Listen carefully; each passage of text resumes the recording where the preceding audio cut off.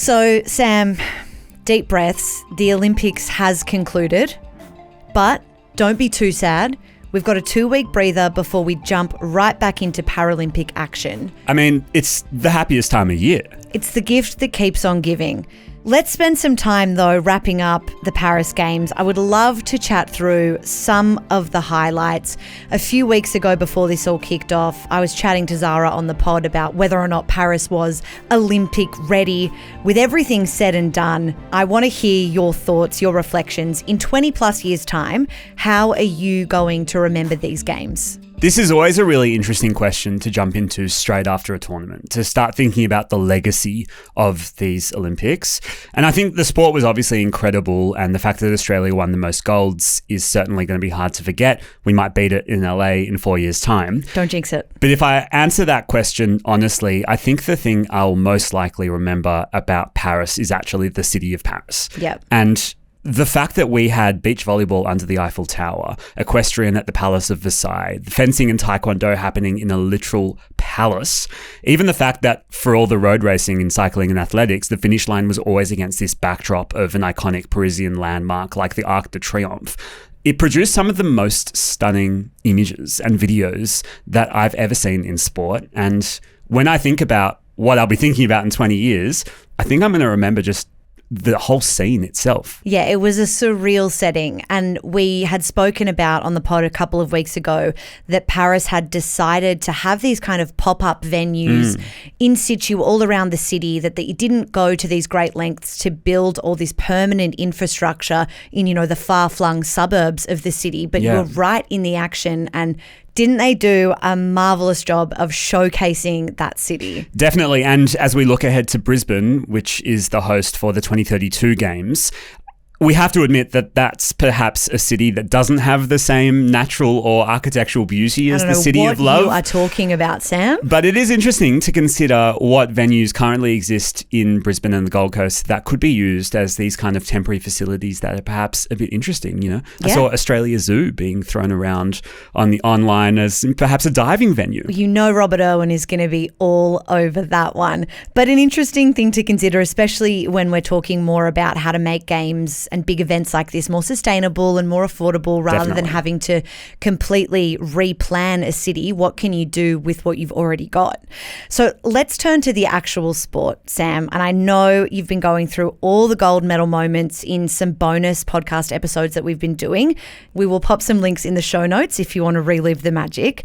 But let's have a slightly different chat when we reflect now. Are there moments that you will remember from Paris that don't just involve the Australian glory? There are, of course, hundreds of athletes, thousands of athletes from hundreds of countries.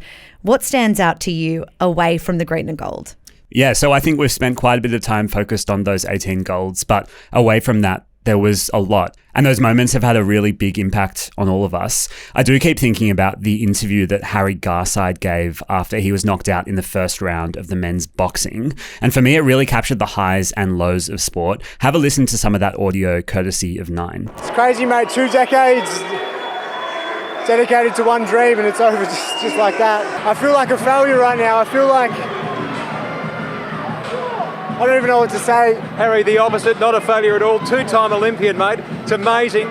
Then you've got the gold medal and new world record of Swedish pole vaulter Armand Duplantis. There was such an explosion of joy from this 24-year-old when he set that new world record of 6.25 meters. He's already broken the world record 9 times in his career, and at 24, this is not the last we're going to see of him leaping and literally pushing the bar higher. Imagine outdoing yourself to that level 9 times. It's Come amazing. on, at 24. crazy. At 24. Then, to rattle off a couple of amazing moments that will stick with me that don't involve the 18 Australian golds. You've got the men's 100-meter sprint ending in a photo finish. The US women's basketball team winning yesterday in their final by a single point. Hometown hero Leon Marchand sending crowds into an absolute frenzy with every gold medal he scored in the pool. Simone Biles defying gravity. Cindy Ngamba securing the first ever medal for the refugee Olympic team. Katie Ledecky becoming the most successful American female athlete of all time. Julian Alfred winning St. Lucia's first ever medal in style by taking out gold in the 100-meter sprint. Not a bad first medal for your country. And of course, Snoop Doggy Dogg's outfits. Who could deny Snoop Dogg, Unbelievable. the unofficial mascot of the Paris Games?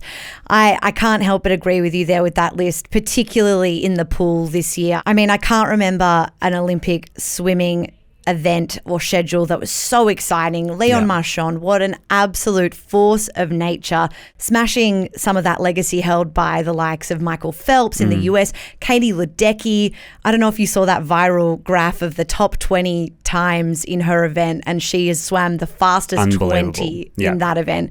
Just an absolute star of the pool. But of course, Team Australia, the Dolphins in the pool, the true legends of this Games.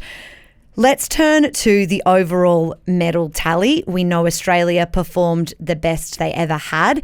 Break it down for us in terms of how it all ended and came out in the wash. Well, it really took until almost the very last event for the top of the table to be fully sorted out. So the US just edged out China on the last day of competition to finish first overall. Both the US and China finished with 40 gold medals, but the US took that top spot on the ladder because they won more silver medals. They won 44 compared to China's 27. 40 gold medals. That's a lot. What did we have, 18? It's an incredible, but when you think about population, I'm going to go into that in a sec. Oh, but, absolutely. You know, these are two massive countries with massive population bases, so Australia's still doing pretty well. So take me to Australia's part in the overall picture. Well, we didn't slip out of the top 5 almost the entire tournament, which is just amazing. Normally we have this strong start because of the swimming, and then we might fade a little bit down the ladder, get out of that top 5. I'm sure I'm not the only one to admit that sometimes a second week slump, you sort of stop paying attention when the glory stops. Definitely. But, you know, we finished in 4th place, and that 18 medals, you're going to hear that a lot. That is the most we've ever won. We were behind Japan, who took 3rd place with 20 gold medals. The host nation, France, they rounded out the top 5. They won 16 gold medals. It's worth noting that there was that kind of host city halo effect continuing for France. It was their best Olympic performance since they hosted the Games in Paris in 1900. They hosted the Games one more time in 1924, but it's taken them 124 years to break their previous record. It wasn't such good news, though, for Great Britain across the Channel. They finished in 7th on the ladder, which is their lowest position since Athens in 2004. One of my favourite things at the end of an Olympic Games is looking at some of the online stats. There are so many experts out there who layer on that extra analysis. And I know you, being the sports nerd that you are, have spent a lot of time looking at that analysis. What did you learn? So it's always interesting to kind of overlay different factors with the way that countries performed at the Olympics, and NBC had some really interesting analysis.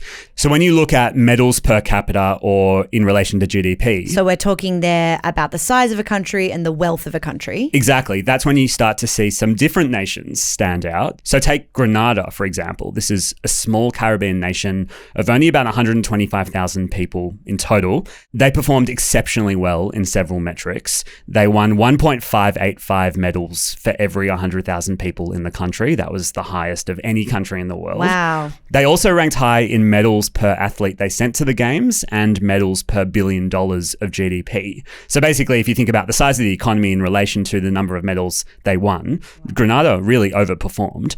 Special mention also to St. Lucia. They won 0.5 of a medal for every athlete after their sprint champion, Julian Alfred, took gold in the 100 and silver in the 200. Of course, the day that she won gold is now called Juju Day in that tiny nation. Oh my God, I didn't know it's that. Cool. It's cool. Oh, what a moment.